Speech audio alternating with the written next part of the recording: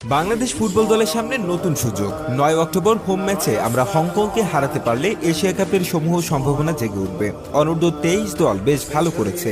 ফাহমিদুল গোল পেয়েছেন আলামিনও। আর মোরসালিনকে নিয়ে অনেক আক্ষেপ ছিল বাংলাদেশ ফুটবল ফ্যানদের। হারিয়ে যেতে বসেছিলেন তিনি, কিন্তু যেই কামব্যাক দিয়েছেন তা অসাধারণ।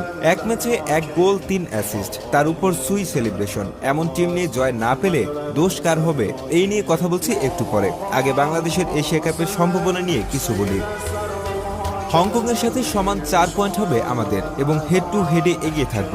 একই দিন সিঙ্গাপুরে ৪ পয়েন্ট পাওয়া স্বাগতিকদের বিপক্ষে খেলবে ১ পয়েন্টে অবস্থান করা ভারত। তারপর ১৪ তারিখ হংকংয়ে আমাদের অ্যাওয়ে ম্যাচ। বাংলাদেশ ফুটবলের সমর্থকেরা মনে করেন ৯ অক্টোবরের হোম ম্যাচ হাতছাড়া করার কোনো সুযোগ নেই এবং এই লক্ষ্যে তারা কোনো রকম সিন্ডিকেট বা বায়াস টিম সিলেকশন বরদাস্ত করবেন না। দরকার হলে তারা কঠিন ভাষায় কথা বলবেন, কিন্তু তবুও বাংলাদেশ দল যেন জয় পায়, এটাই তারা দেখতে চান।